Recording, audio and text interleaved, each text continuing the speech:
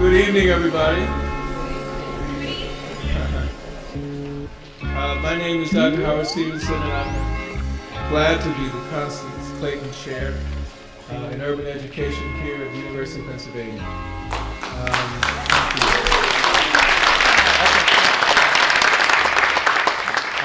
We're very happy for the events tonight and our guest lecturer, and to start us off, we're very grateful to have our new dean in the Graduate School of Education, Pamela Grossman, to give a few remarks. We're just excited about the vision that she's helping us to develop in the School of Education. There's a sense of vibrance among the faculty and among our students, and we're glad to be able to introduce her to you all tonight. And so come now. Thank you very much, Dr. Grossman.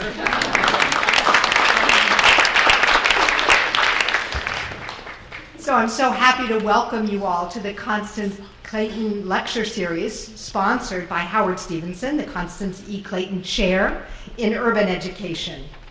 As a lifelong educator myself, I'm thrilled that GSE has honored a lifelong educator, Constance Clayton, through this chair. Dr. Clayton's career exemplifies the heart and soul of GSE.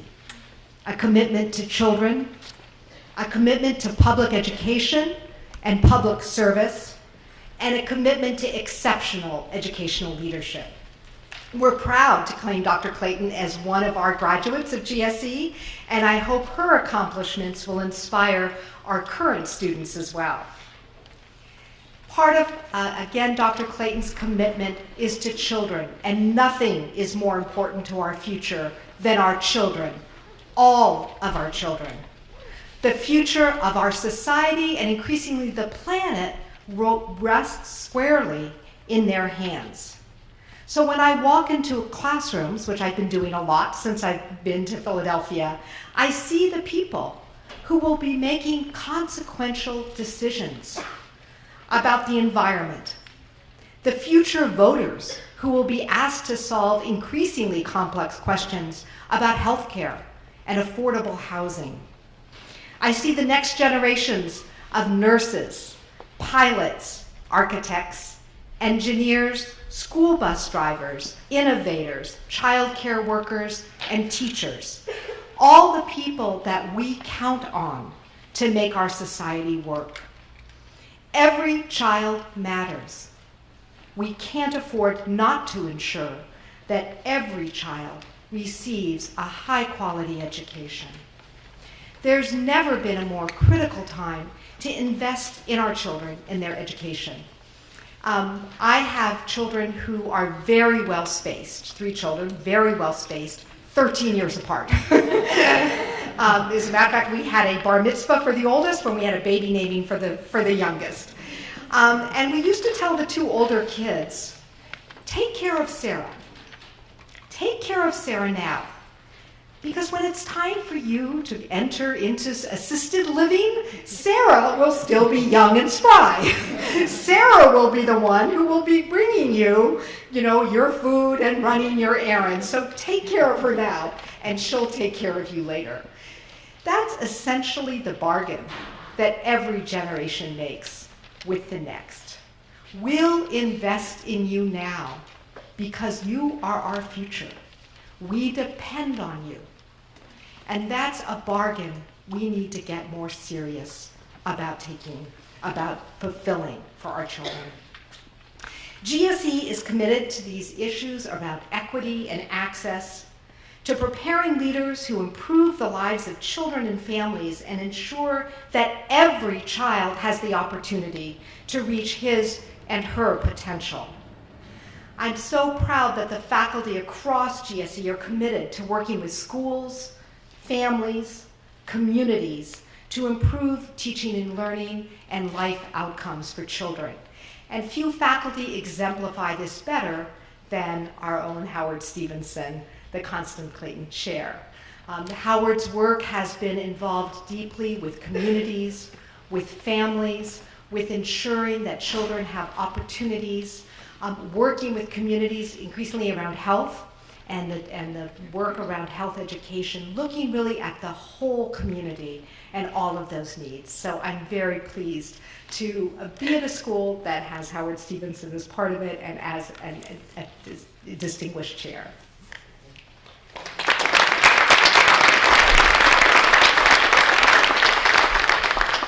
Thank you, Dr. Grossky. Well, it is, as it is all of these events, many of you may not know, this is the 17th lecture for Connie Clayton's legacy, and in a lot of ways it's important for us to honor that legacy. You have a bio in your program, but I do want to say a few words for those of us who are our students and our young people who don't know about her legacy. Dr. Clayton was superintendent of the school district of Philadelphia from 1982 until her retirement on August 1st, 1993. She began her affiliation with the district in 1955 as a classroom teacher, the William Henry Harrison School. During her tenure as superintendent, she was elected as the national president of the Council of Great City Schools and made several presentations before Congress on behalf of urban schools. She has been a guest speaker and lecturer across the United States and abroad. Other steps in her teaching and administrative career included serving as collaborating teacher in the social studies and science departments of the Curriculum and Instruction Division, project director of the Staff Development Program in African and Afro-American Studies, director and executive director of Early Childhood Programs and associate superintendent of Early Childhood Programs. At one point, Dr. Clayton took a hiatus from the school district to serve with the United States Department of Labor. And some people may not know she served as the regional director of the Women's Bureau for the Middle Atlantic States, where she coordinated seminars about women's work-related issues, including women's employment status and pay equity.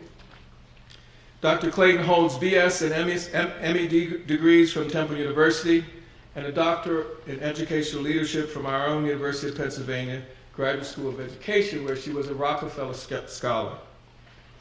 Dr. Clayton has held directorships on several corporate boards, including serving as president of the Massachusetts Mutual Foundation in Hartford, Connecticut.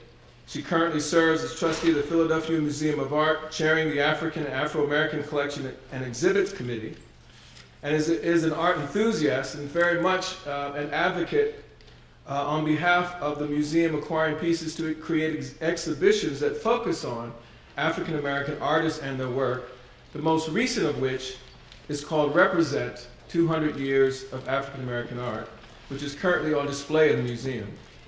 Just this past January, Dr. Clayton was honored at the museum's annual gala for her dedication and commitment to her work. So it's important to me that our young people understand the legacy of this great lady, as I have had the pleasure of going around the country to speak on issues of racial matters, and I've always had someone come up to me to say, I know Connie Clayton. And just 2 days ago, I was in New York City, and a woman named Jessie said, tell Jessie that Jessie told me to tell Connie Clayton that Jessie said hello. Now, I don't know if you remember Jessie or know a Jessie, but she was a teacher while you were a superintendent, and she thinks of you highly, and I'm passing on the message. It goes without saying that Dr. Clayton is a most impressive individual, but perhaps most impressive is her continued commitment to the city's children, regardless of the work of her job descriptions. When she was appointed as superintendent, Dr. Clayton noted, and I quote, "The children come first. They have been the centerpiece of my life and will be the centerpiece of my administration. Their right to learn, their expectations for success, and their obligation to achieve will be continually nurtured." Now, in the spirit of that legacy, I am very interested in my own research to carry on that same statement about the importance of children and the importance of children's voices. Tonight we have with us students from 6th grades and high schools around the country who are sitting up in the front. And if they so desire, they will be the first to ask our guest lecturer questions today. So they hail here from the Jubilee School. I don't know if you guys would just stand for a second, raise your hands, throw some hands up.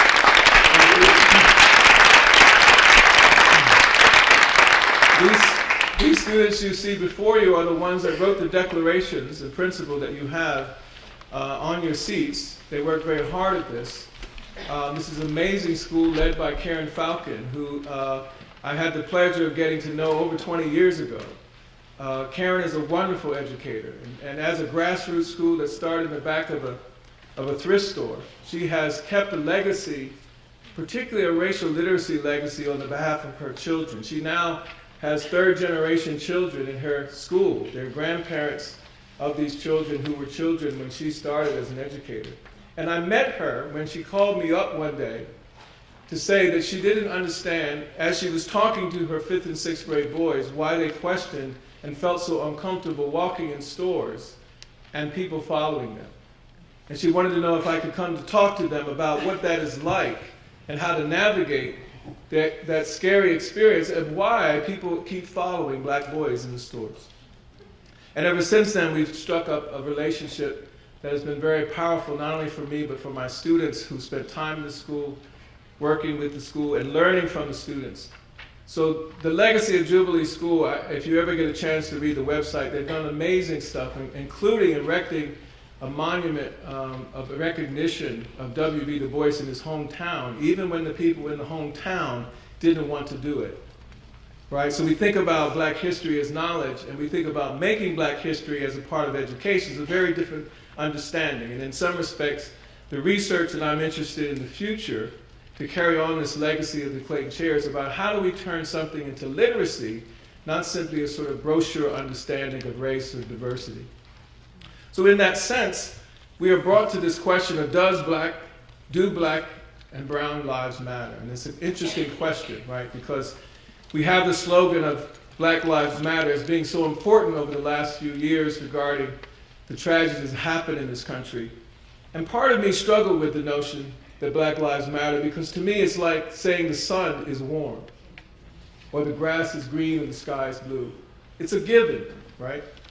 But unfortunately, some people didn't get the memo that it was a given.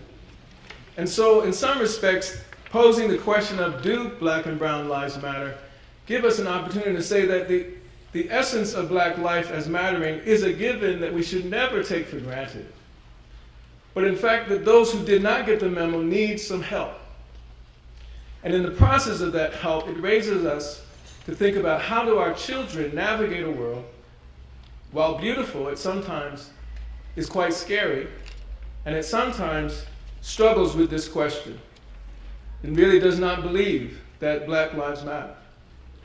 So in the spirit of this notion of children's voices, I want to share a quick video before we introduce our guests around the work that I've been doing for 20 years, asking children and families, what is it like to navigate a world that rejects you as a function of your difference? What do you say to those moments? What do you want to feel in those moments? And how can we heal you when the trauma of racial rejection takes its place? So hopefully this will work.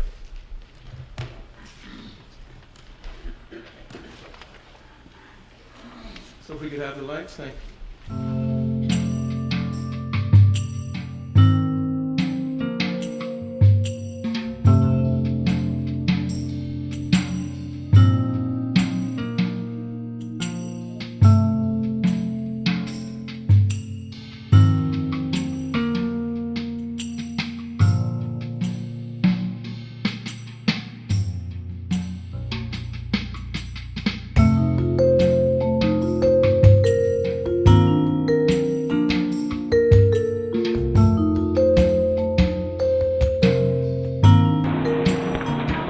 That is what you are, because you can't do that, because you already have this, like, you're trying to prove, the reason why people change like that is because you're trying to prove that you're not what you think I am.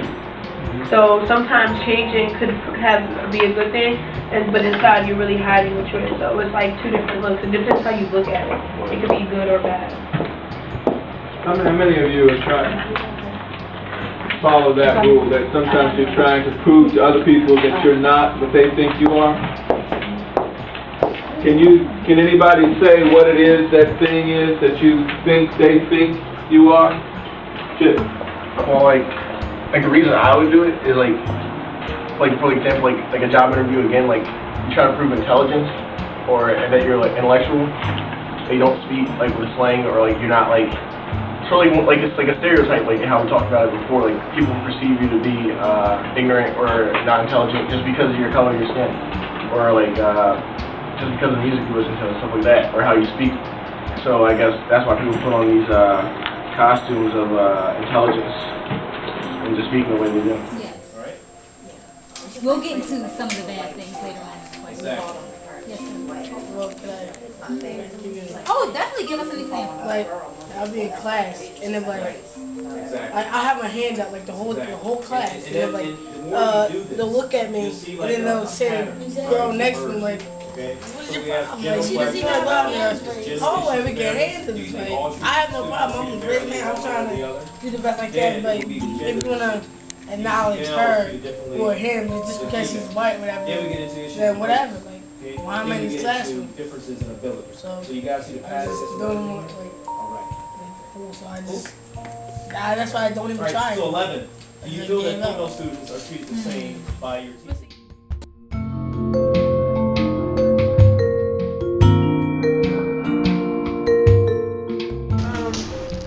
I think like I don't know how ignorant you can sound. It's like I'm kind of tired of hearing the whole light skin, like dark skin, because it's not like I picked to be light skinned. It's not like I was like, oh, I don't want to be dark. Like this is how I was born, being like from my family genes.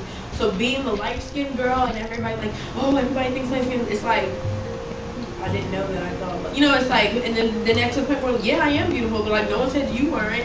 It's like. Light skin, dark skin, it's like a constant battle.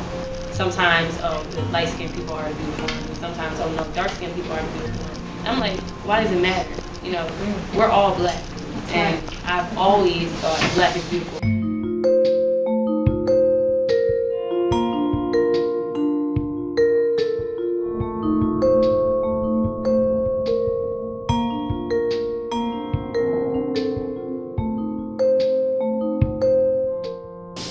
Like saying that we don't care, you're not our kind. Yes. It's like we're better than you, and there's nothing you can do about that. And if you scare me or something like that, I will shoot you because I'm scared of you. Exactly. And black people, and it's not right, it's not fair, but you know, and it's one thing to be scared. People get scared all the time, but it's wrong to take that fear and say it's okay to kill somebody or hurt somebody.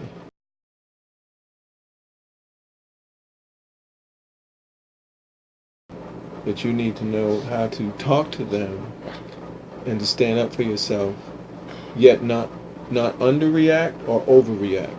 You know, underreact means like it means like you pretend that nothing's happening. Yeah. What does that mean?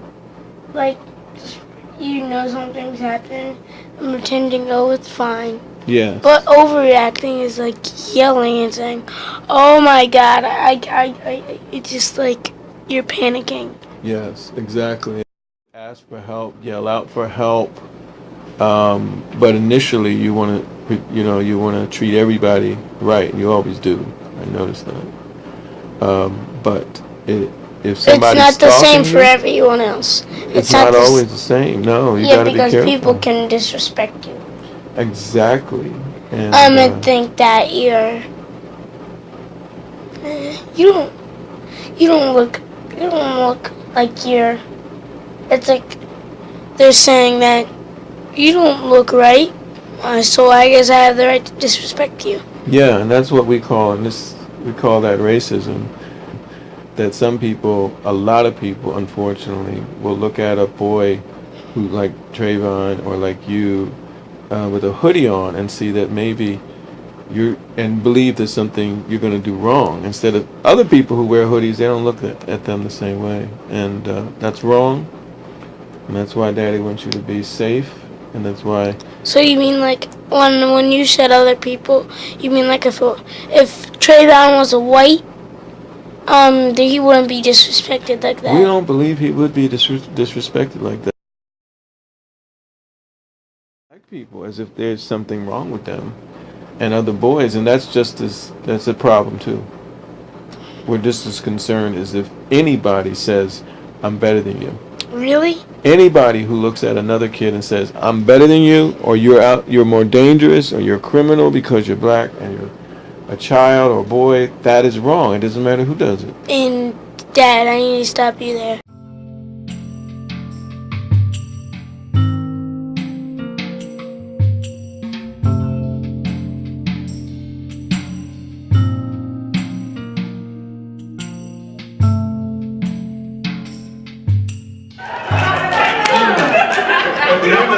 want to teach? Code switching has only benefited a few. Teach faster. The masses have not been affected by code switching. Prisons are worse since code switching. Worse in the world. Schools are worse since code switching. Worse in the world. Segregation is worse since code switching. Our healthcare is worse Since code switching. Code switching kills the self. Code switching will lead to self-destruction. Yes. Self-destruction. You're headed for self-destruction. Self-destruction. You're headed for self-destruction. Self-destruction. You're headed for self-destruction.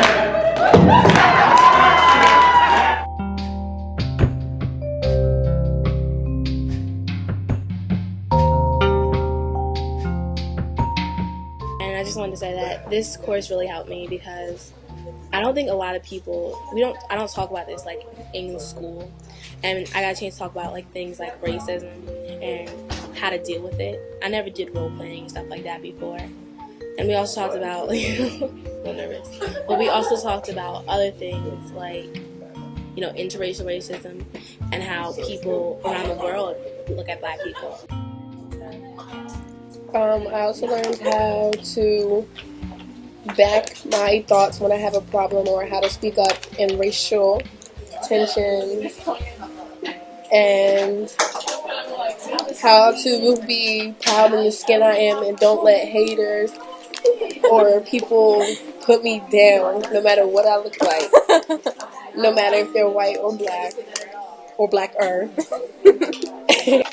Come on, guys, be serious. Can we talk? Has taught us how to deal with stereotypes in a predominantly white school. And it taught me how to deal with racist or prejudiced people and how to react if they say something that offends me. Okay. Thank you. All right. So over the next 5 to 10 years, my plan for carrying on this legacy is to teach young people how to stand up for themselves, how to speak up in class, how to appreciate their difference and not run from it, to not walk away from racially stressful moments, and to do so because as much as symbolic systemic justice is important in our society, we still haven't figured out a way to translate it to the 20-second intervals that happen in Cleveland and happen in Ferguson. There are moments in which we need kids and young people and adults to prepare themselves for when they have to say or do something in 15 to 20 seconds. So with that, the Do Black and Brown Lives Matter, and thinking about who could represent these kinds of questions around public media racial narratives, I could think of no one better than Dr. James Braxton Peterson. I've been a fan of his before I knew exactly that he was one of the students here at Penn, because I heard him on the news and the radio, and as you read his bio, you see that he's absolutely been everywhere, and Dr. Clayton has actually seen him many times on television as well. Dr. Peterson is the Director of Africana Studies and Associate Professor of English at Lehigh University. He's been Associate Professor of English at Bucknell University, a visiting lecturer and preceptor in African American Studies at Princeton University, and is the media coordinator for the Harvard University Hip Hop Archive. He's also the founder of Hip Hop Scholars, an association of hip hop generational scholars dedicated to researching and developing the cultural and education potential of hip hop, urban, and youth cultures. I'll let you read the rest of his bio, but I just want to say to you that he's really stood out to me when I was listening to Radio Times, Marty Moskoway's show on WHYY, and I could hear his voice. And the frustrating thing about listening to the events after Ferguson and Fox News and CNN News was the absence of the voice of young people and the protests. And when James spoke, you could hear that he got it, that he actually understood what many people did not understand. And I had to call into the show to express my support because it was so rare that I heard such a view. So I'm delighted that he agreed to come with his family to speak on this topic of Do Black and Brown Lives Matter, Reframing Public Media Racial Narratives for Urban Schooling. Let's welcome Dr. Peterson.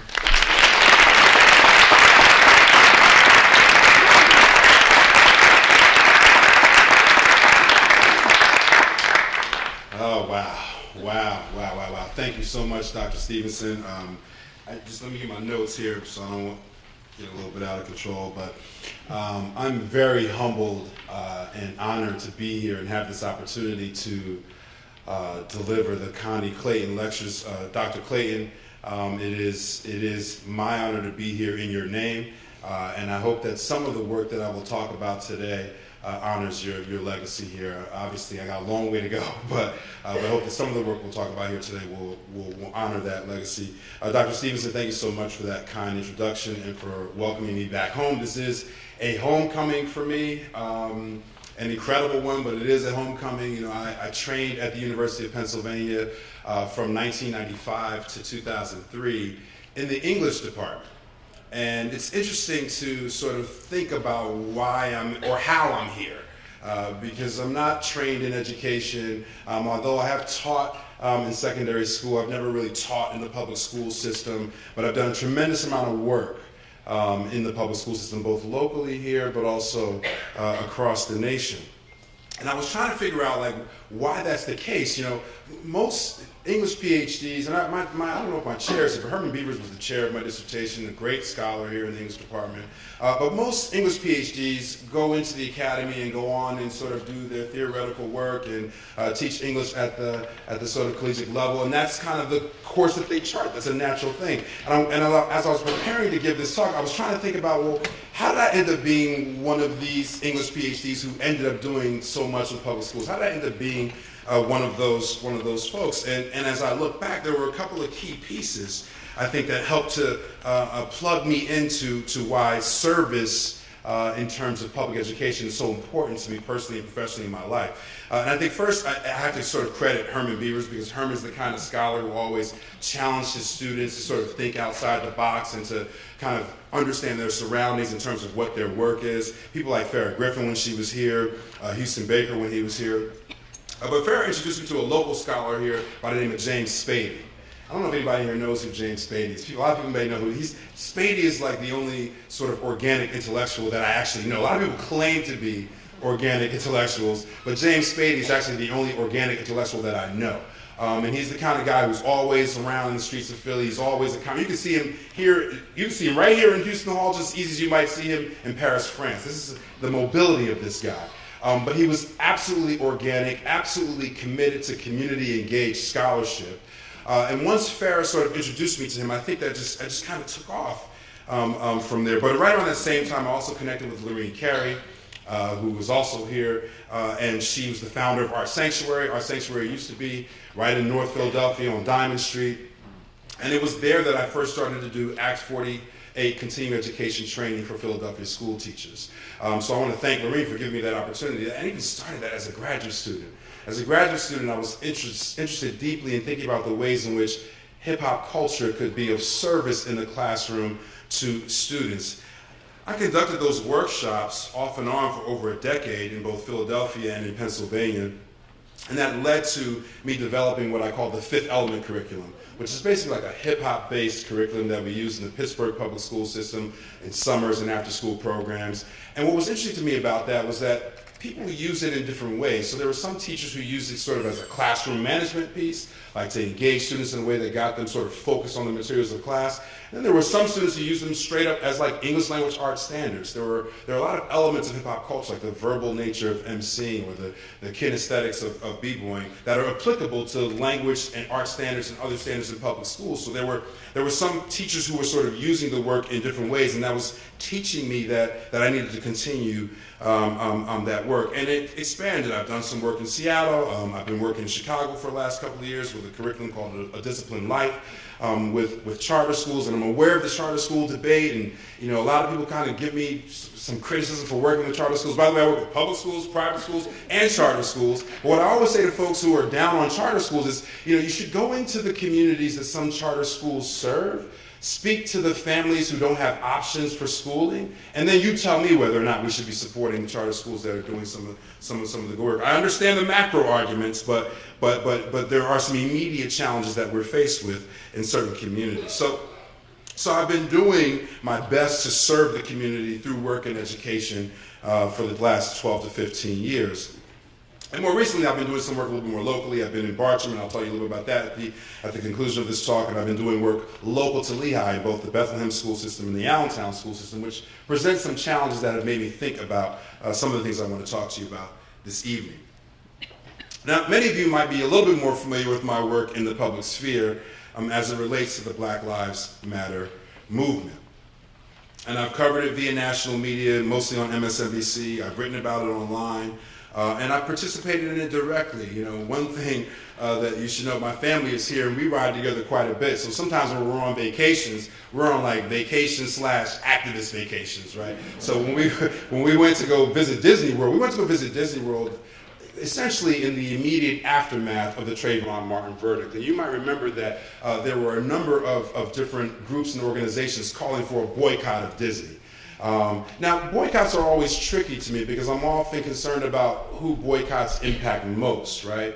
Or how they sort of shape or impact the community in which we're really target corporate entities but end up hurting working class folks. But we had already planned our trip, and we're not wealthy enough to like reschedule. So we went down there to Disney World. My kids are gonna love this. This is a great vacation. So we go down to Disney World. Now, mind you, number one, there's like a conference going on, like an academic conference there. So I'm doing academic conference stuff. But in addition to visiting Disney World, we did something really, really important, which is we drove, I don't know how far Tallahassee was, but we drove to the state capital of Florida, and we spent the day with the Dream Defenders. Right? You might remember that the Dream Defenders they had taken over that building. They were in there, they were actively organizing to create legislation that could address stand your ground laws, to sort of generate the movement around which Black Lives Matter really that was the jump off point, was Dream Defenders really taking over the Capitol in Florida and saying, listen, the Trayvon Martin case for that organization was the tipping point. And it was an amazing thing to see my children in there, see all the young people. These are all students in this space. These are all young people, college students, high school students who took over this building and said, after the verdict for George Zimmerman, we can't take this anymore. Our lives matter. And being able to share that with my family was a really important thing, because organizing sometimes is really tedious work, young people, right? It requires a lot of dedication, a lot of focus, and a lot of time. And so just spending time with those young people in Tallahassee was a riveting and enlightening experience for me. But I say that to say that as a family and as an individual, we do that work even when we're doing other kinds of work. We're at Disney, but we were also right there in the State House of Tallahassee with the Dream Defenders. So I've tried to both cover it at the national level and think about it critically and write about it, but also engage in the activism on the ground. To be at the rallies, to sit with the organizers. And to be honest with you, that has been an educational experience for me. It's helped me to learn, one, the value of organizing, the value of bodies in particular spaces, and it has also challenged me to figure out ways of leveraging that education in some of our classrooms. So I've tried to engage this movement and the educational efforts that I see as being directly related to this movement for much of my career, and certainly in this contemporary moment. Now, one consistent frame for me as I do this work is hip-hop culture. I won't belabor this here, but my work in the classrooms has always been buttressed by the incredible educational potential of hip-hop and a persistent search for those artists who can assist all of us in these social justice efforts. And so I'm hoping in Q&A we can chop it up about this a little bit, but I just say to say that hip-hop has informed a lot of the work that I do, both my academic work, my activist work, and everything that I think that falls in between. We might ultimately argue that we've had more enemies than allies from the hip-hop artist community, but our allies have been key, and there's one in particular that I'm going to talk about in just a few minutes here. But an important lesson, and maybe my first frame for this talk, an important lesson, my kids already know who I'm going to talk about, so they're like whispering to each other right now. An important lesson for us to learn from hip-hop culture is the racially and ethnically integrated nature of the cultural products generated through hip-hop. Right, and I'm thinking here of like the beginnings of hip-hop, but also all the way through, and the interface between African-American culture, Caribbean and Caribbean-American culture, and Latino and Latina-American culture. Hip-hop culture sort of very naturally integrates and includes a wide range of people of color. And so, you know, when we ask the question, do Black and brown lives matter? I mean, obviously, Doc, the answer to that is yes, of course they do. But when we're looking for models within our society that show that demonstrate that reflect that for young people, we have to look to hip-hop. Hip-hop has already been doing that for 40 plus years. And I would argue it's been doing that in some extraordinary ways when we think about how we can use it in the classroom. And I think that is honestly one of the first frames, and I want to talk a little bit more about that. You know, an important matter in the Black Lives Matter movement is to, I think, embrace the movement's inclusivity. The soon-to-be Dr. Belinda Peterson, who's sitting right up here in front, penned an important piece on the movement, the women who founded the hashtag and originated the movement, and the historical legacy within which this work continues. So Black Lives Matter was founded by 3 women with a range of different sexual and ethnic identities. And a lot of people lose that sometimes in the conversation. And Belinda wrote this incredible piece, a blog piece, where she ties their work to the history and the legacy of women who fought on behalf of black folks for a long time. People like Ida B. Wells, people who were wrestling with lynching movements. They come out of a long history of women being at the forefront of black activist movements, but being backgrounded in terms of us not knowing who they are, right? The history of black leadership is almost a false history in some ways, because it's a history that's written along the lines of like rhetorically gifted black leaders, black male leaders, right? Usually charismatic, black leaders. The history's taught that way. And it's interesting that we've had a lot of those, right? Everyone from Frederick Douglass to Malcolm X. But Erica Edwards has this amazing book called Charisma, where she deconstructs that notion and says, wait a second, not only were there groups of leaders in all these movements, not only were there women in all these movements, but we have to think about moving forward. The models that we have to give to young people, the singular, rhetorically gifted, charismatic black male leader is not the model that we have to pass on to young people. And actually the leadership of the Black Lives Matter movement reflects that for us right here and right now. Now, some of the chilling stats on the Black Lives Matter website really says it all here. Every 28 hours, a black man, woman, or child is murdered at the hands of police or vigilante law enforcement. Every 28 hours, a black man, woman, or child is murdered at the hands of police or vigilante law enforcement. So when you're on social media and you're seeing these names appear of people dying at the hands of police, young people unarmed dying at the hands of police, and you're like, how is this happening again? That's because every 28 hours it happens. Right? This study was conducted by the group of folks who were in the Malcolm X grassroots movement. It's an incredible report. You should look at it at its entirety. Another stat on the Black Lives Matter website. 25% of black women live in poverty. 25% of black women live in poverty. That is higher than any other demographic in this nation. Any other demo in this nation. 35 years is the average life expectancy for a black transgendered woman. 35 years of life expectancy. Again, the data is troubling, but I love the way they lay those out up top and foreground those, because it's also saying we are an inclusive movement.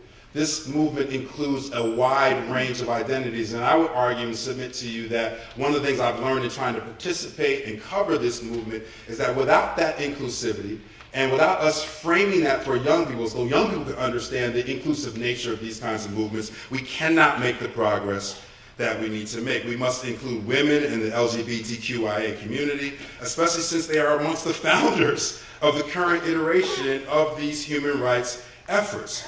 But we must also remember to include our brown brothers and sisters, whether that be Michael Ray Rodriguez, who was murdered by police in Evans County, Evans, Colorado, by the way, on January 4th of this year, or Antonio Zambrano Montes, who was a Mexican national who was killed by Pasco, Washington police in an execution-style shooting earlier this year. Mr. Zambrano Montes was unarmed and he did not speak English.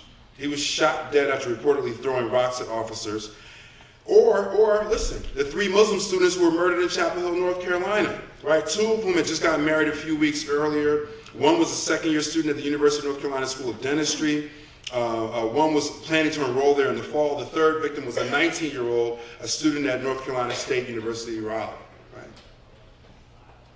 You know, when we think about the names, the reason why it's important to name some of the people, right? The reason why it's important to share some of the narratives is not to sensationalize them, right? But to understand the sort of expansive nature of the kind of violence that exists in our communities and what we're up against, right? What we're up against. Of course, there are all the names that we're familiar with. Oscar Grant, who was killed in 2009.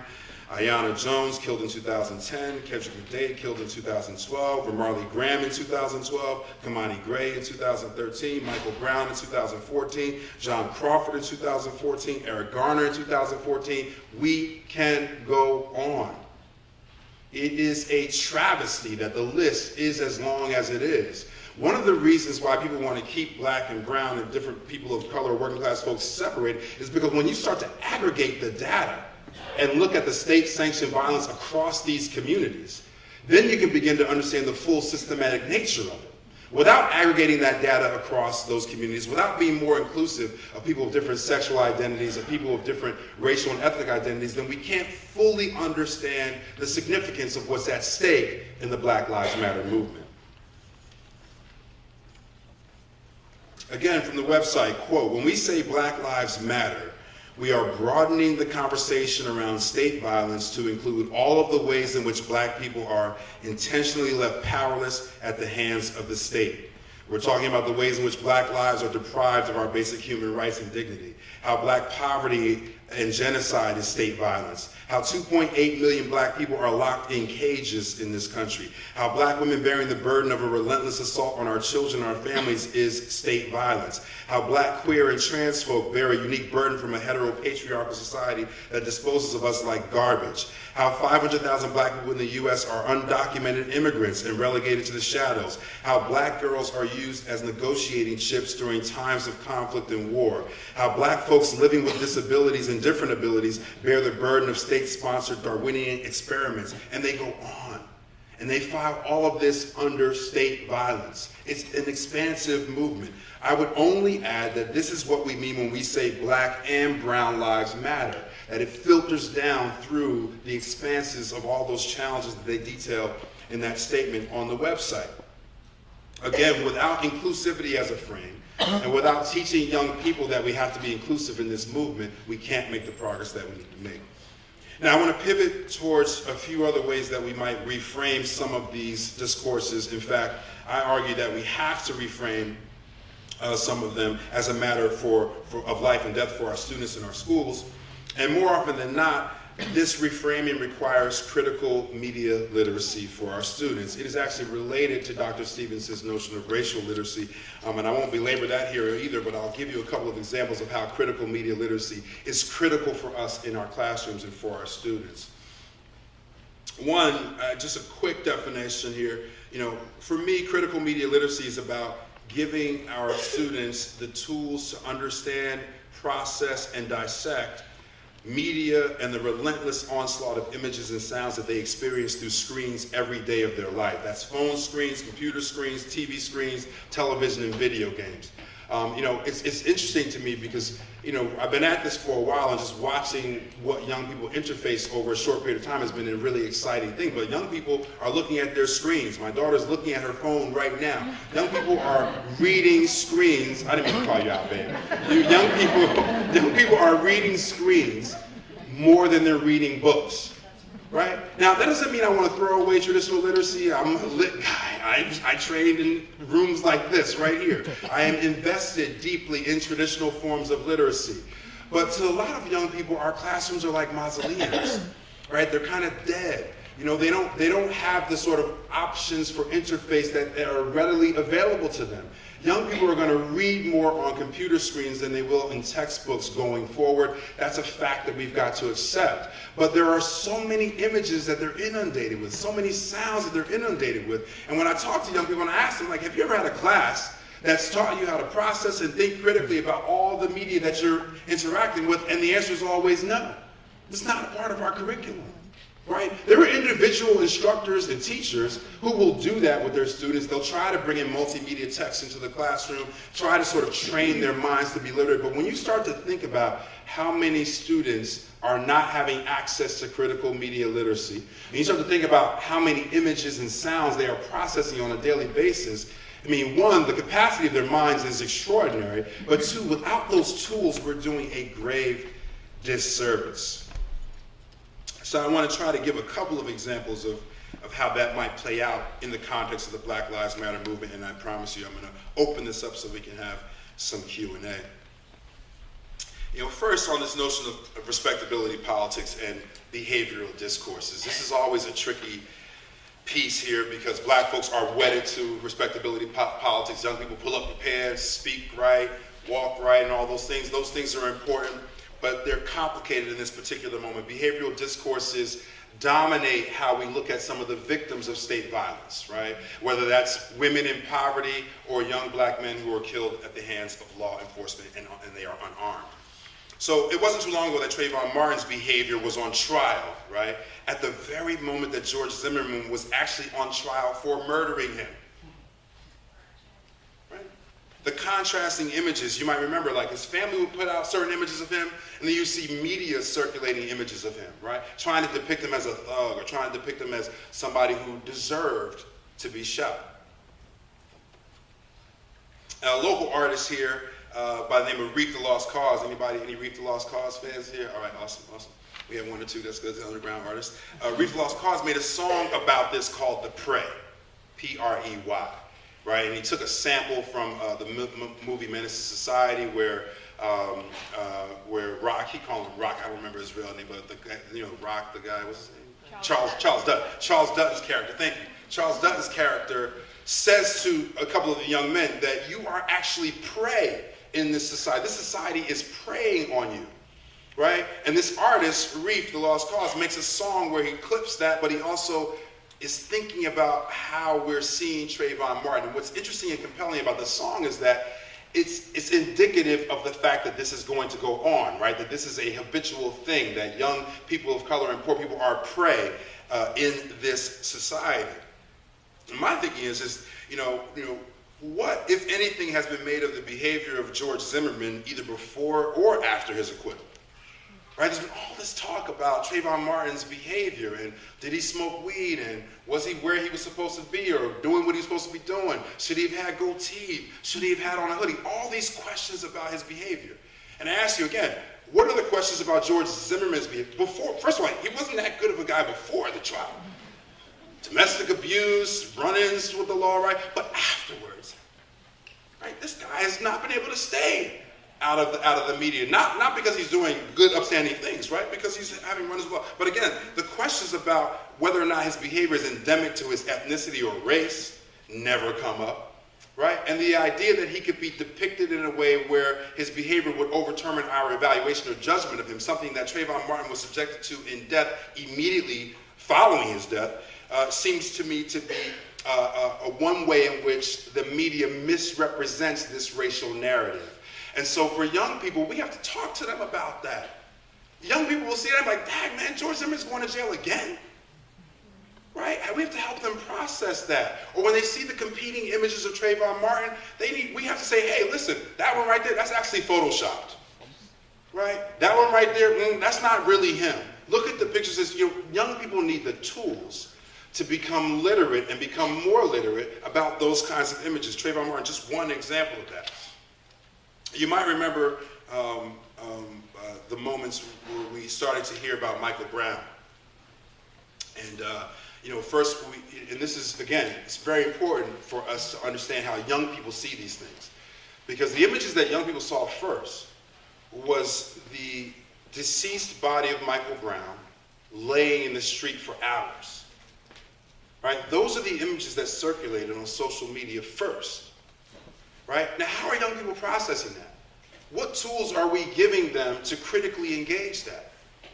Right? I mean, think about what that image says to young people, the disposability of black life. Right? The inattentiveness of municipal facilities when black life is bleeding dead in the street. Right? We have to give them tools to process that. We have to help them to understand the context of that. You might also remember Leslie McFadden, Michael Brown's mom, her sort of impassioned televised appeal. And, she talks about the fact that she did all this work to get him through high school. Right? She talks about the fact he's 2 days away from college. Right? And when we hear that, I got to be honest with you. When I first heard that, I was like, oh, it's awful. He was 2 days away from college. He graduated from high school. It's a terrible thing. It's very seductive for us to respond to that in a certain way. But wait a minute. It doesn't doesn't matter that he was 2 days away from college. It doesn't matter that he was I love for students to graduate. I'm an educator. I want you all to graduate. I want you all to go to college. Okay, if you need some help, you let me know. Jubilee School students, you need some help with that, let me know. All right, I want all young people to go to school, get an education, but that does not a human being make. And at the end of the day, the seductive nature of a mother in mourning, and the way the media ran with that feeds into the respectability politics, right? So, and I'm guilty of that. We ran with that. He was 2 days away from starting college. We felt like that was evidence to say how awful it was that Darren Wilson had shot him. We felt like that was an important statement to make. It's not. It's not. He's a human being. He was walking down the street. He had a right to live, whether he was going to college or not. And that's a very challenging thing for us to wrap our heads around, because we've been invested in respectability politics since before the Civil Rights era. It's yielded some gains and some others not so much. So a second reframing of these narratives, we've got to help our students understand how behavioral discourses work against them, but that at the same time, this movement rejects the politics of respectability, mostly because they do not work as a strategy to combat state-sanctioned violence or the erosion of our public education system, right? You know, we can have everybody pull their pants up. That's not going to serve, it's not going to address all of our challenges with teachers' unions and privatization, right? We can tell, you know, what do you say to Tamir Rice's mom? What was Tamir Rice doing? That was disrespecting himself. He was playing with a toy gun at a park close to his home. You know, and I ask young people this all the time because I'm interested in getting young people to think critically about the things that older people say to them that are supposed to make them safe or supposed to insulate them from these sort of issues and challenges. But what are we supposed to say to Tamir Rice? Because people try to blame they want to blame his sister or blame his mom. He's a kid playing with a toy gun in a park in his neighborhood. If you see the video, he's shot within 2 seconds of law enforcement arriving on the scenario.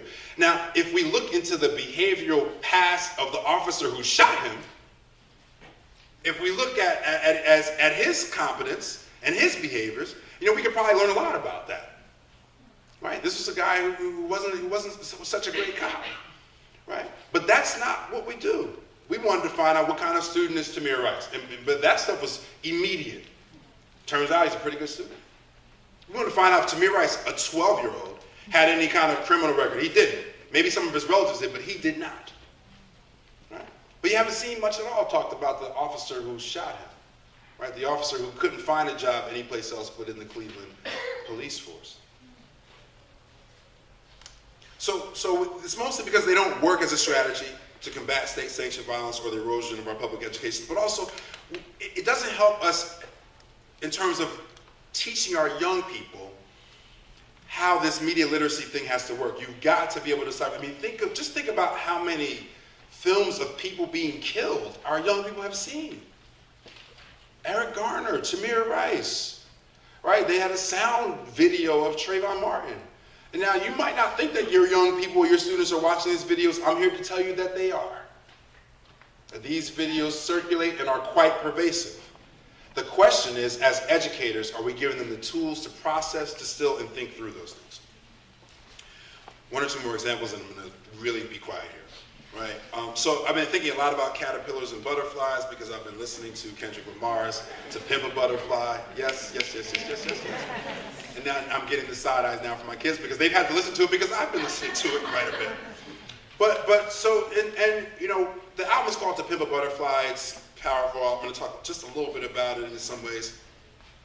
But the reason why it's making me think about caterpillars and butterflies is because the original title of the album was To Pimp a Caterpillar, right?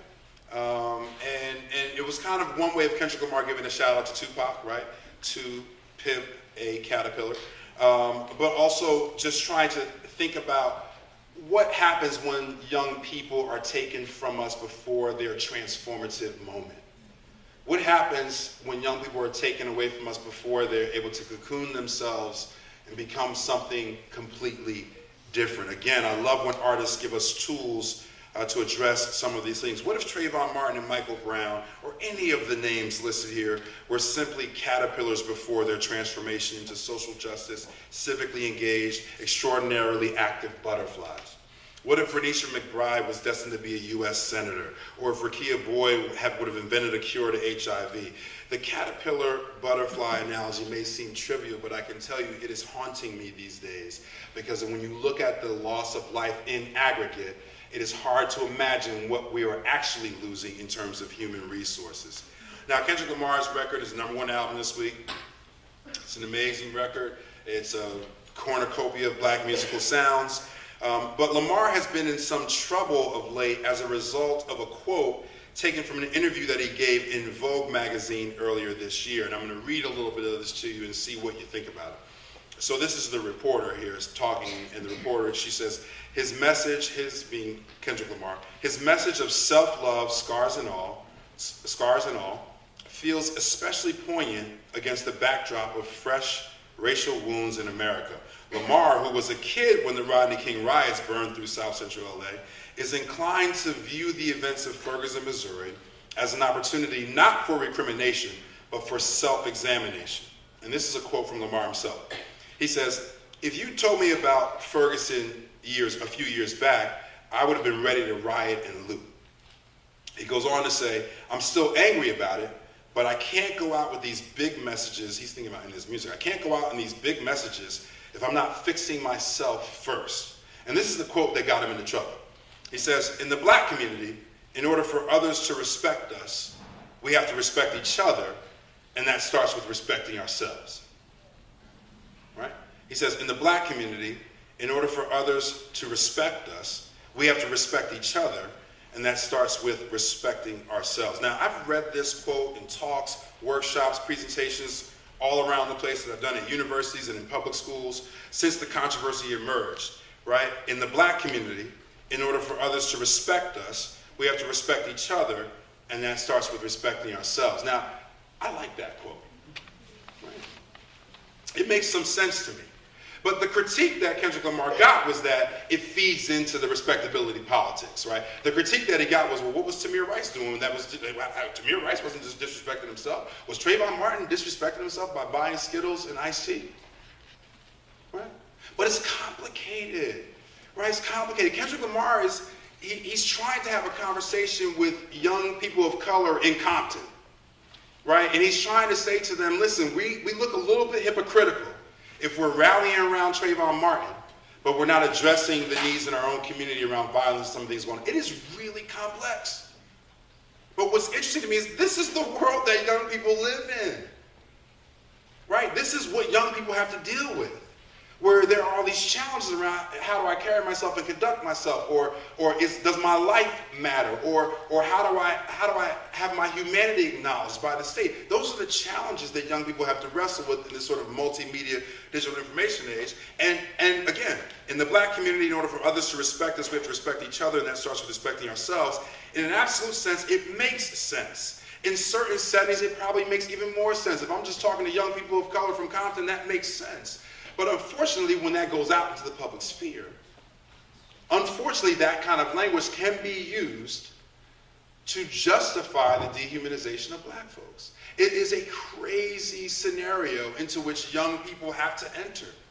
And again, this is why critical media literacy and other forms of literacy become more premium in our educational processes. If we're not giving young people the tools to decipher and discern their way through these complex moments, then we are not doing our job as educators. Now, on the album, Kendrick Lamar doubles down on this controversy, especially in the song "The Blacker the Berry." And I think here's where he starts to win me over a little bit, or at least he forced me to adjust my stance on the respectability politics piece of it, because the reality is if we accept this frame of critical media literacy, then we've got to be able to have both those conversations at the same time. We've got to be able to critique those folk who are saying that if you just pull your pants up and talk right and act right, you won't end up dead at the hands of the state. That's not true. But we've also got to be able to say, wait a second, we can talk to young people about what the challenges are in their own communities and about what are some of the best ways to address them. It doesn't mean that we're guaranteeing them a full humanity and state-acknowledged livelihood in that process, but we can have complex conversations with young people as long as we understand the terms within which we're trying to have that conversation. Now, in closing, I just want to return to a few of the visits that I've done around this issue. And so I gave a version of that Kendrick Lamar talk at Liberty High School in Bethlehem, PA, which is a fairly large high school with an African-American principal, and I ended up speaking to mostly Latino students about that. I gave another version of this talk just in conversation with a friend of mine who's a whistleblower in the Allentown system, and he was kind of giving me a sense of what's going on in the Allentown system, and I shared with him the complexities of this Kendrick Lamar moment. I know young people are listening to it. How do we sort of get ourselves out of the respectability politics trap within that frame? And I had a similar conversation with Principal Muhammad right here at Bartram High School. Those of you familiar with the Philadelphia system know that Bartram has been in the media quite a bit this year for students attacking substitute teachers and other teachers. It's interesting, you know, when Bartram does something positive, the TV cameras, generally speaking, aren't around. But when kids fight teachers, there's a lot of media attention. And I'm a member of the media, and I think we have to try to challenge that. Now, in all of these talks and in working in some of these schools, you know, there is something that's in common in that Allentown school system, the Bethlehem school system, and the Philadelphia school system. And that is, and this is a tough thing for me to say to some of these leaders, but we have to understand and acknowledge this, is that those systems are structured in many ways like Ferguson, right? And so one of the challenges with Ferguson is that you have a 70% black demographic in the city, right? And the leadership, city council, all that's about 90% white. Those schools that I just mentioned are structured the same way. Allentown School District is about 65% Latino, about 20% African American, and about 90% of the teachers and leadership are white, right? Bartram is about 99% black, right? And some of that's about 70% African American. It's almost 20% African, right? But it's about 85 to 90% white teachers, right? Now, this is a tough thing for us to talk about, because the reality is it's not as simple as saying, oh, we need all black teachers. It's just not that simple. What we need are culturally competent teachers who can connect with our students and where they are. And sometimes racial and ethnic background can be a factor in that, right? But if you think about our schools as being mini Fergusons, that gives you a sense of the urgency of us taking some action now, right? And I would argue that it's not about firing all the white teachers, right? Because those of you who are in education know that we have a lot of pipeline issues with educators of color.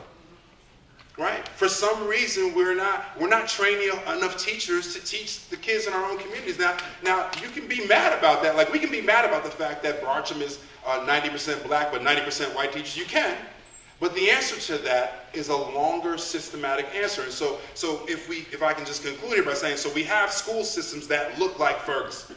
That should be a call to action for all of us, right? We have school systems that literally, in their demographic structure, look like Ferguson, which means to me that there are challenges that I think need to be addressed immediately. But the response to that, or the answer to that, is a longer haul, right? Because what we have to do is we have to find ways to incentivize and encourage young people to become educators. And I'm sorry, there's no quick theory fix for that.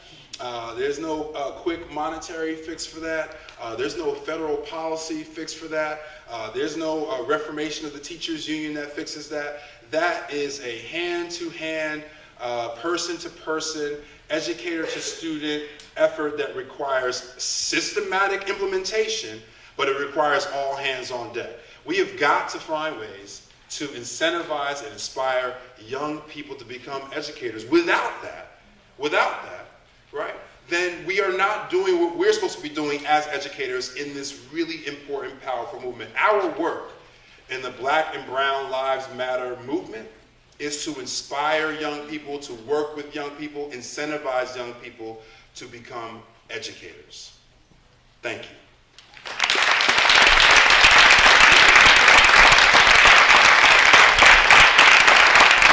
I think I have time for questions. Yeah? So, folks who want to ask questions, there are mics available. question back there. First, any of our young people have a question? Give you first dibs. Come on now. Okay.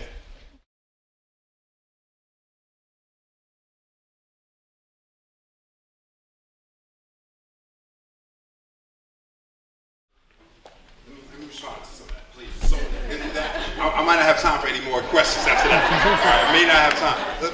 But let me say this. With all due respect, you are the living embodiment of one of the reasons why we need critical media literacy, because the idea that black people are not responsible is something that media projects to young people all the time. It projects to people all the time that we're lazy. This is one of the most infuriating things for me, that one of the stereotypes about black folks are that they're lazy, right?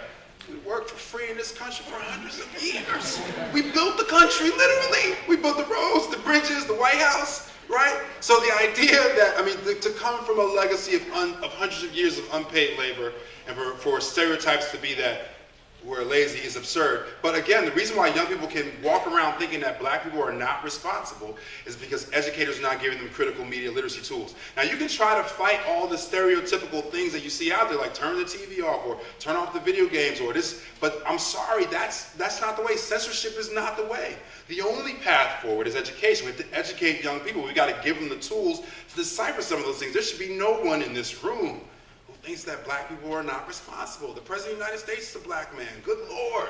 Right? What else? You know what I mean? Like, what else? What other kinds of achievements do black people have to have or have done in order to prove responsibility or work ethic? You know, I can tell you, the black folks that I know work hard. The black folks that I know have multiple jobs. You know what I'm saying? And that's like generational. And that might sound anecdotal, but I've lived in multiple communities. I've interviewed multiple communities, worked and taught in multiple communities. Black folks work hard. Just what I see.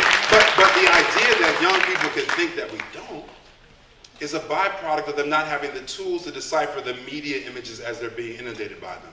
A couple other pieces, because this young sister had a lot of great things to say. I did give a version of this talk in Bartram, and I've done it in multiple schools, right? But you're right that what's required is bringing that kind of education into our public school systems. I'm with you on that. I wanted, as one person, I can't bring it to scale myself, but maybe me and Dr. Stevenson can come up with a plan for that, right? There has to be concerted effort on the part of educators to bring a certain kind of critical media education into the classroom, a certain kind of community engaged education into the classroom. Are you thinking about becoming a teacher? See, now listen, now here's the thing, this is real tricky stuff, you know? Edith will remember at Duke, at the time we were at Duke, there was a black faculty initiative, right? And all the black students got together and wanted to put pressure on the administrative leaders to realize the Black Faculty Initiative. They wanted to get like Grant Hill to boycott the basketball team. They wanted the workers in Durham, the Duke workers, to boycott. These are like working class black folk in Durham. They wanted the workers to join them, right? We get into a meeting with the students and we're like, yo, so how many people in this room are planning on getting a Ph.D.? I'm not saying in this room, I'm glad you guys are. I'm talking about in that room at Duke, right? Ain't nobody raised their hand. We want Grant Hill to put his scholarship on the line. We want working class workers in Durham to put their livelihoods on the line. We want black faculty who are at Duke and under duress at that time to put their careers on the line. But none of us were willing to get PhDs. Now, there's a few PhDs now that have come out of that group, me being one of them, right? But it was a shocking moment for me. And it doesn't mean that we shouldn't apply pressure in those ways to leadership and to structures and institutions. But you've got to consider becoming an educator yourself. You have to be the change you want to see. And I know people say that all the time, but when it comes to what we're talking about here, that is absolutely vital because we don't have enough young people of color considering careers in education. That will close one of the gaps, one of the challenges that we have. Now, just one more piece on the hip-hop's involvement in the movement. You know, first I would say, you know, in general, we shouldn't look to pop stars or hip-hop artists, right, to necessarily be leaders. You're right that J. Cole and Kendrick have had some important things to say, but there have been a lot of other artists who have been on the ground in Ferguson. Talib Kweli, Rhymefest has been there. There have been other artists who have been there. Maybe they're not popular with young people, like maybe they're not popular enough to get young people to pay attention, but a lot of artists have been on the ground in the Black Lives Matter movement. They've been there from the beginning. The question is, which artists are we listening to and supporting? Because, when you talk about, because I think most people would agree with you that a lot of hip hop artists aren't saying anything substantive. But what I would say to all of those people is, well, you're probably listening to the tip of the iceberg of hip hop. You're probably listening to what you hear on radio or what you see on MTV or BET or what Clear Channel or Radio 1 is telling you to listen to. That's not the hip hop that I listen to. I find the hip hop that I want to listen to, and the reason why I call it tip of the iceberg, like all the misogyny and the partying and the materialism and the violence of hip hop music, it does thrive at the tip of the iceberg. But beneath the surface of that is a vast reservoir of artists who are engaged in social justice. Everything that you think is wrong with rap music, there's a rapper who's rapped about it and talked about it. Everything you think is wrong in society, in politics, in world affairs, global affairs, you don't like drone policy, a rapper has rapped about that. All right? You're concerned about poverty around the world, a rapper has rapped about that. You're concerned about Palestinian-Israeli conflict, rappers have rapped about that. The question is not if hip-hop is engaged, the question is, are you engaged with the hip-hop that's doing the work? And so that, I think that's the challenge, and that's a challenge we have to bring to young people all the time. You can listen to the crap you listen to, which is fine. I'll even listen to it with you, right? But you gotta listen to what else is here as well. And this, I did okay right there, right? Right? My family's a little nervous because sometimes I curse when I speak, and I'm trying to keep it all under control here. But if we take this as a challenge, right? That one of our charges in terms of getting young people more critically engaged is to listen to and watch and see what they're doing. Right? And instead of trying to censor them, offer them alternatives, right? So I don't like all the video games that my son plays, right? But I can't just say, you can't play video games. That's absurd. Young people are going to play video games. The question is, are you giving them alternatives? Are you giving them the tools to critically decipher and dissect and process what they're seeing? Same thing with music, right? I'm not in love with the cocoa, right? I'm not, right? And I hate that young people think that that's a popular song. But you can't just say, turn that off, or you can, but that's a fail. Right? The real thing is, do they have the tools to process what it means to be going around singing the song, I'm in love with the cocoa? Right? And then two, what alternatives are you giving them? Do you know to say, yo, you should listen to that Kendrick Lamar, which is what you should be saying to young people all over the place, right? Right? So there are challenges, but I appreciate you, but I really want you to consider being a teacher. Okay? Over here. Ooh, wait, can I get Dr. Clayton? Okay. I don't know where the mic is. Oh. So, my name is Wilfredo Gomez. Dr. Peterson, I want to thank you for your lecture. And my question is this. So, Kevin Young, who will be giving a lecture later on today on campus, wrote a book called The Gray Album, on the blackness of blackness.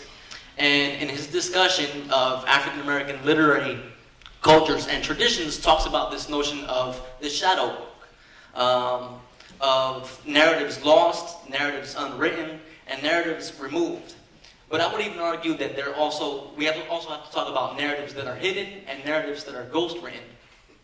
I think one of the foundational themes in Kendrick Lamar's To Pimp a Butterfly is this notion of inheritance that he's wrestling with. And you see him in conversation with people like Nelson Mandela. Obviously, there's this ongoing dialogue in the text with Tupac Shakur. And so I'm wondering, in what ways does Kendrick Lamar's To Pimp a Butterfly function as a shadow text? And in what ways does that function as a social commentary on Black and Brown Lives Matter? That's a real academic question. You know that brother's working on a Ph.D. somewhere. First of all, I love Kevin Young's work. I'm sad that I'm bumping heads with him right now. The Gray Album is a really important text. Both as a musical text, like the mashup between the Jay-Z album and the Beatles record, but also as a literary scholarship text in terms of shaping my own thinking about some of these things. I don't know if I want to call To Pimp a Butterfly a shadow narrative in total just yet. I'm still processing the album myself and kind of thinking it through. I mean, he is in dialogue with the people that you would want a young, popular rap artist to be in dialogue with. Like, he's critically thinking about Tupac's legacy in the most constructive and powerful ways. The song where he's talking about Nelson Mandela is amazing because he's giving young people sort of sort of micro examples of how to live your life like Nelson Mandela, right? Like the way that he uses the history to me is what's so important. You know, he's got a song called King Kunta, right? Which is like an allusion to Kunta Kinte, and thinks about what it means to be a king in hip hop, but also Kunta Kinte, the slave. And that sort of intersection is where his work really lives and breathes. And so I think if you and Wilfredo is a great scholar in his own right, but I think if you look closely at some of the stuff you've been posting about what Kendrick's saying about his own music, you can find answers to some of those questions, because he worked extremely hard on this record. It took him several years, and he's someone who's also a change agent in his own community. So he's doing some of the work on the ground. He's not just rapping about it on a record. But I don't know if I want to call it a shadow narrative just yet, because I think the way that we're going to have to theorize Kendrick Lamar's work, from my perspective, is going to have to be a little bit less like theory, right, and a little bit more praxis. Like, what does the record do? What does it inspire us to do? So the record inspired me to rethink my sort of framing of respectability politics, to try to complicate the conversations that we have to have at the same time. I have to defend young people from the regressive discourses of behavioral politics, pull your pants up, all those things that don't matter as much to me, but also understand that there is a core of this, that there's a core piece to this conversation that we have to have with young people about the challenges in our own community. We all know there's no such thing as black on black crime, right? You know, most crime is intra-racial. But we have to have the conversations with young people that open their eyes up about the systems as they inform where they are. Kendrick Lamar is about that business. I mean, the work that he's doing is giving young people tools, critical tools, to decipher the community that they're in. And so I want to set aside some of the theory stuff and think about how the album functions in praxis. In praxis, if you play the album, what does it make young people think about, and what does it inspire them to do? And that's the work I'm going to be doing with the record. Still don't know where the mic is. We got a few more back there. We have some time though. Can we'll just walk past Dr. Clayton? Thank you very much. The young lady raised another question which has not been addressed yet, and that is the lack of teaching of African American history and culture in the Philadelphia public schools. Let me indicate that there is an extensive curriculum, and I would like to challenge her to take her people of like-mindedness who feel that there is a need for that to be taught, to go to the superintendent of schools and raise it as a question, and raise it as a question with the School Reform Commission, because it is there. Is Dr. Height here? Well, Dr. Height, let me raise it with you. Let me raise it with you then, Dr. Height. That curriculum is there, and ask your curriculum development office and the person in charge of that office, where is it being taught, and if it isn't, why? One of the things we were very careful about doing in the development of that curriculum was to be very clear that our history did not begin with slavery. Rather, it began with the great kingdoms of Africa, and we also had extensive professional development of teachers, because the truth of the matter is they cannot teach what they do not know. They cannot teach for which they have never been exposed. So, young lady, I challenge you to ask the SRC. Students may speak before that governing body, and if Dr. Height is here, don't let him out the door without asking him. Listen, I'll come with you too. I'll come with you to the SRC. I will. I've talked to Dr. Height many times. I will come with you to the SRC.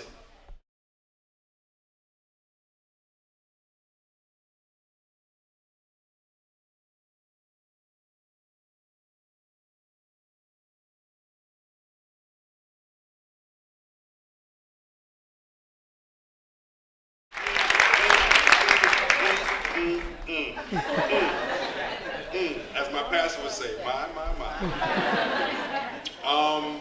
Wow. What's your name again, young lady? Layara. It's very nice to meet you. Thank you for staying awake during the whole talk. I made a deal with her at the beginning that if she stayed awake, that means I gave a pretty good talk. So she stayed awake. What an incredible question. So first, thank you, Dr. Clayton, for all the work you did around that exhibit. And I took my show. You guys know I do this little pop. It took a long time, over 20 years to get it done. Now, mind you, here's what's tricky about this. This is from the mouths of children, right? What's tricky about this is correct me if I'm wrong here too, Doc, but everything that's in that collection, the museum owns. Like you didn't have to go any place to get that, right? They own much, much more than that. And so I took my little show, the remix, to go to see the exhibit. I love Kara Walker, Kennedy Wiley, and some of the artists who were there. So I did a little program on it. And it was interesting because I got a lot of backlash from Black Philadelphia artists for covering the show. And one of the things that they were most critical of was where it was located. Why is it in the small gallery? Why is it right across from the store? Why doesn't it have more preeminent space? Why did it take so long to make it happen? Now, this is tricky though. This is tricky because, you know, first of all, even in doing that show, like my producer told me I can't do any more art shows because people don't pay attention to them, right? Like one of the challenges is with Black art in particular is we've got to support it. You know, we've got to come out and see it. I mean, how many people in this room have seen Represent? You know, like that's not enough. You know, if we want to make the case for more space, you know, we've got to support the efforts that are in place. And I know that's frustrating for some people, but that's the reality of it because museums are on thin budgets. They're at the mercy of private people who are in some way supporting them, or municipalities that have been drained of the resources to support them. And that puts them in a complex situation. So I agree with you, the space is too small and it seems really condensed. We could have had a lot more, and they have a lot more in the collection. But I also want to ask, how many folks went to go see the exhibit in the African American Museum, right? Because as you see, it was also an historical exhibit. You know, another museum we have to support. I did a show there too, which is probably why my producer won't let me do any more art shows. But we have to support Black art. By the way, I think that's an important part of the Black Lives Matter movement. The actual support and patronage of Black art. You know why? You know why? Because when I look at a series of panels from Kara Walker, or when our family, we went to go see, what was that exhibit called? The Sugar Baby?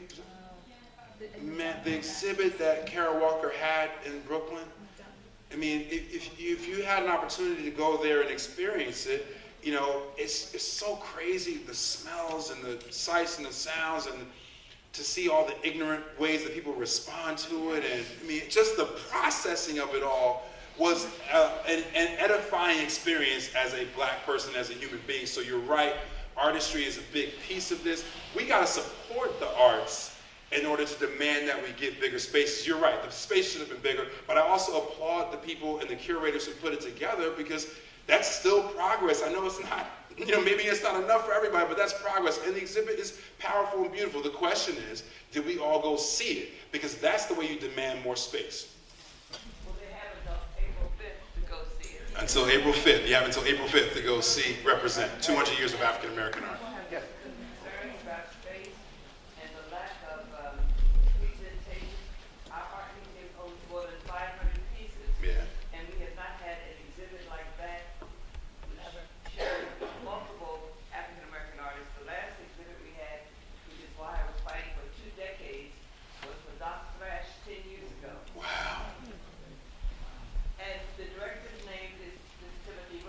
Mr. Timothy Robb.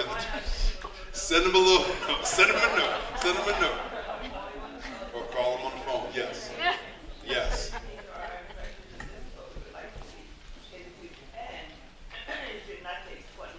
It shouldn't. Yes.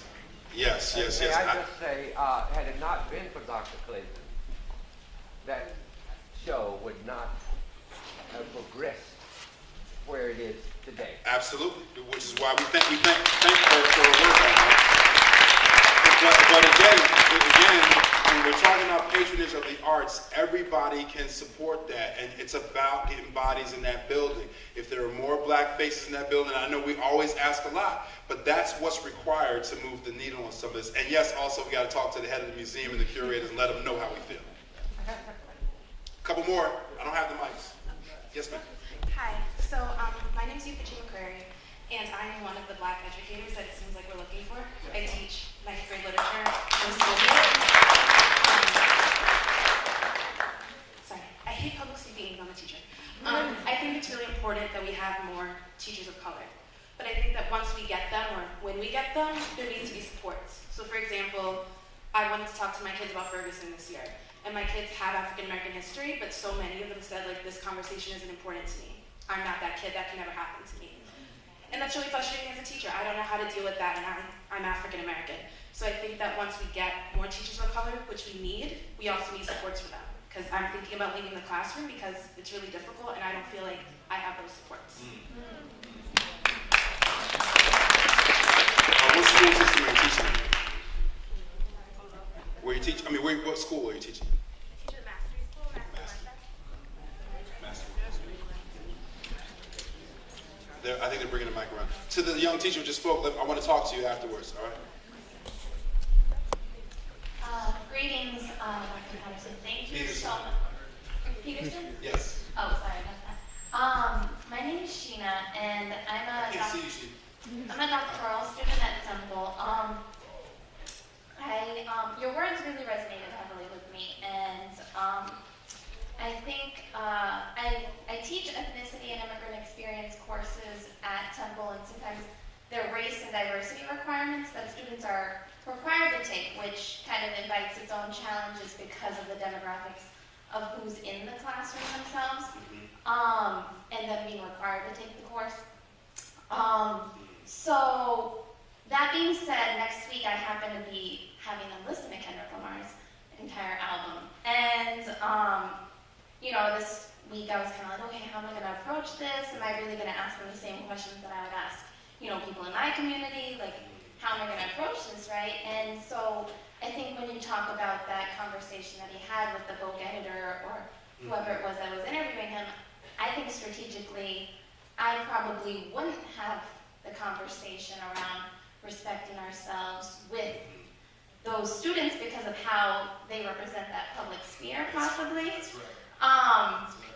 And so I wanted to see what your thoughts are on that, kind of, in a sense. But at the same time, I really do think that the conversation that he's having is so important because I think, when I look at the students that I work with, I'm a yoga teacher as well, I think self-love and self-awareness are so critical to moving the masses to become part of movements, to understanding the importance of becoming teachers, to have self-care practices that, are able to help, the sister over here or all of us, be able to think of the importance of taking care of ourselves and in addition to taking care of each other. Thank you for that. Thank you. I'm probably not the best model for self-care, right? Because and that's a big thing for activism and organizing too, and just work in general, work-life balance. A lot of people of color don't think about that so much. You know what I mean? That's a big challenge. So I'll defer to other folk who have a better sense of how to do that than I do. But on the sort of teaching diversity piece, this gets really complicated as well. And I hear you that it's tough to be in a position where you're teaching inclusivity or diversity issues, and people are treating it like it's a vaccination. Like they come in and they get their shot, and then they move on. They don't have to think about it anymore. And so we have to always kind of push back against that and always help people understand it's a process for all of us in terms of thinking about these issues, in terms of being more inclusive, thinking about equity, in terms of being more sensible about issues of identity, things like that. It's a process, a learning process. And hopefully in any kind of one-off situation, you're challenging educators or teachers or students to think of it as much more of a fluid process. Maybe you should talk to Wilfredo about the best way to approach Kendrick Lamar in the classroom. But I think, you're right that the reason why that respectability politics piece works is because I'm dealing with younger students than you as well. One, young students can say, whoa, why did he say that in Vogue? Right? Like they know that Vogue magazine is this kind of white institutional space. Why is Black Kendrick Lamar talking about Black respectability in that place? So it's an easy literacy piece for younger students to capture. And you are also right that you have to be careful in where you say that quote, because again, amongst people of color or people who are connected to communities faced with these challenges, you can get a pass with engaging in respectability politics. But when you say it to institutional power structures or people who are going to man institutional power structures, that's when it falls into the hands of like the behavioral discourses and the demonization discourses. And so it's a very tricky line. So I agree, maybe you should leave that out. But remember, there may be students in there who are well aware of that controversy. So hopefully some of the things I said today will prepare you to talk a bit about that. But I would go at the record as it is. If they're going to listen to it, let's dispense with all the other things other than what's there. I think we should be close reading the record, close listening to the record.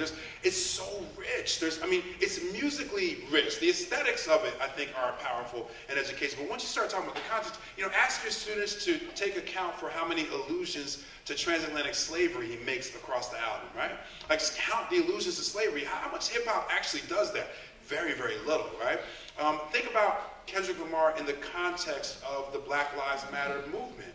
And look at some of the things he's doing outside of music, like how he's engaging outside of the music. So I think there are ways to close read the record in a sort of absolute sense that might be a good approach. But maybe we can talk more about that offline. Do you have time for one more? One more question. One more, please. Yes, so I'd like to follow up on your comment about cultural competence and parallel Dr. Clayton's statement about the superintendent and the School Reform Commission. I'd like to ask Dr. Grossman, where is cultural competence in the curriculum of GSE?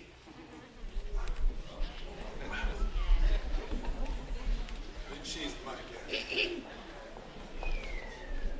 I think this is a huge part of preparing teachers. So first of all, I want to thank you for calling attention to the need for increasing the pipeline of teachers of color. This is something we desperately need to do, and I hope all of you will consider teaching because we need to be encouraging people to go into the classroom. The issues around cultural competence are ones that are embedded within the teacher education programs that we run, but they can always be better. These are things that we really need to prepare teachers to be able to engage in these kind of conversations, to have difficult conversations, the kind of work that Howard has done. I think are conversations that we need to be having with pre-service teachers to prepare them for that. So it's something that is in the curriculum, but I think it's something that we can always improve, but it matters who's in the room.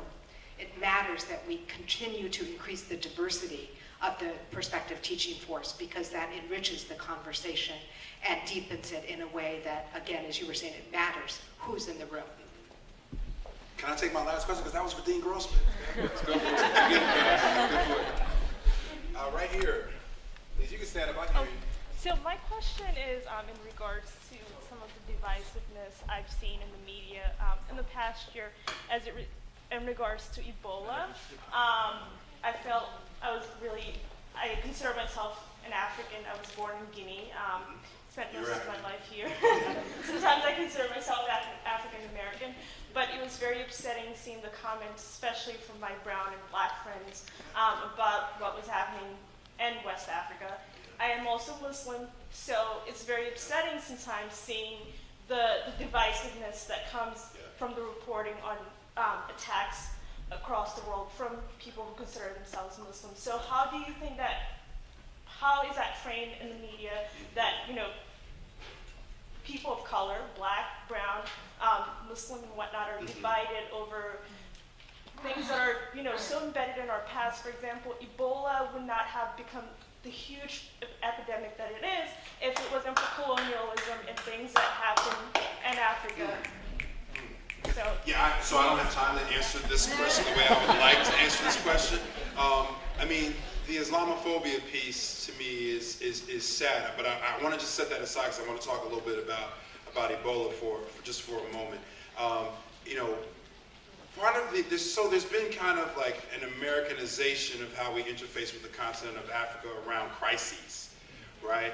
So I remember, Nicholas Kristof. By the way, I love Nicholas Kristof's writing, but he and his wife came to talk about their work in Half the Sky at Lehigh, and they're giving this talk and they're trying to tell young people things they can do to get active, and so they're telling young people, you can sponsor this rat that can decode minds in Angola. And people were getting excited about that. And I left that talk feeling really empty, right? Because there was no talk about why there are landmines in Angola in the first place, right? And I think this is what's so challenging. Not only is colonialism at least partially responsible for things like Ebola, but our capacity to continually render the humanity of people on the continent of Africa as invisible is the reason why you have that crisis in the 21st century. We could have probably developed a vaccine for Ebola about 20 years ago, right? But because it only affected poor people and because it only affected black people, it wasn't important enough. If you look at how the media covered Ebola and look at when people got interested, it's only when white people got Ebola that it even mattered. That is unconscionable. And if you're wondering why young school children are running around making jokes about having Ebola or not Ebola, it's because when they look at TV and when they look on the web and they see how we treat it, it's a joke. Right? So we get mad. I get mad at students or mad at my kids. Why are you joking about Ebola? You know, it's not funny. But Ebola is a joke in the public sphere. Right? It doesn't matter unless certain people get it. That's absurd. And then thousands of Africans can die. Thousands. But we have like secret serums and special treatments and blah, blah this and blah, blah that, and people will survive it. So the way that we engage it through the public sphere, it is a joke. And we can get mad at young people for joking around or being insensitive around some of these issues, but you have to look at how they see these things in the media. This is why I'm pushing this media literacy piece, because we need for young people to have the critical sense that you just showed here. But Ebola is a great example of the systematic devaluing of black life on a global scale. I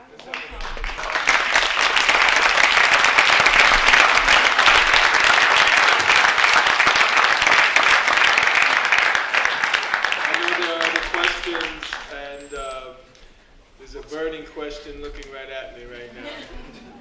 I just have to say one thing about rap music. My family's in the music business, so I'm not being critical. I'm just pointing out some things that I noticed. All of us accept the fact that, you know, that Kendrick Lamar is good. That Kendrick Lamar is good. His music is acceptable. However, why do we, as the people who buy the music, continue to support the radios playing the same music that we don't accept over and over and over and feeding it to our children in doses? That's my question. And what can we do about that? Because the radio stations, they support it, and our children are fed it. And those are the negative images that we don't approve of. Yeah, the radio is dying a very slow, painful death. It is, and part of that's because people aren't listening to radio as much anymore. But again, for me, it's less about like telling radio to play something different and more about like, well, do we listen to WURD?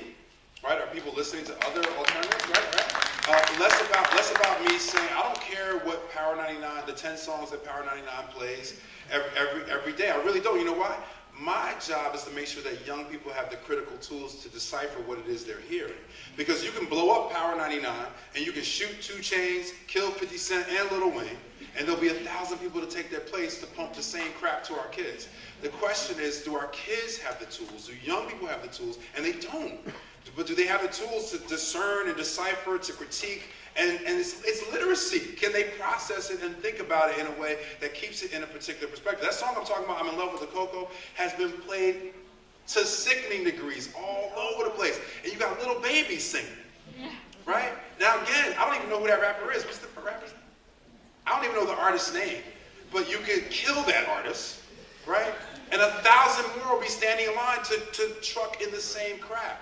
So maybe we should fight some of those systems, but my job as an educator is to make sure young people have their ears up, that they can think critically about it, they can decipher, so that when they hear that, they know what it is and understand that it's crap. But also, I have to give them alternatives. I can't just say music is bad, hip-hop is terrible, because we get into the habit of doing that, but that's not really saying anything. So again, if we hate Power 99, I encourage you all to get a membership with WURD. It's great music, it's great talk. I mean, do that. You know, and if you're telling young people that their music is terrible, their video games are awful, the films they love, TV, all awful, let's figure out what the alternatives are first, but let's also all be committed to making sure they understand how to process, interpret, and frame the things that they're seeing. Can we give another round of applause for Dr. Peterson?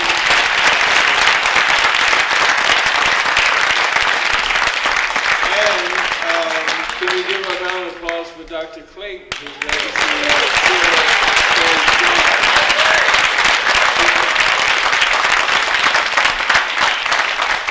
I want to thank my students who've been very diligent. You see, they are around, hopefully helping you all, telling you about the future. And Dr. Peterson has some CDs as well as books on the table for sale. If you are interested, and obviously many of you are, I'm so happy he came. There's also somebody I need to thank who has been invaluable. For those of you who know this is the first year that I'm doing it, I could not pull this off without Christine Lee. So I would ask her to come on up.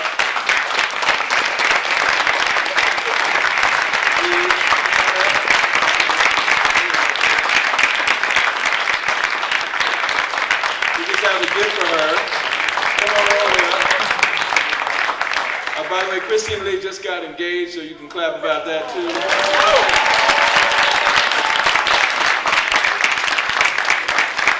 It's Christine Kim, my bad.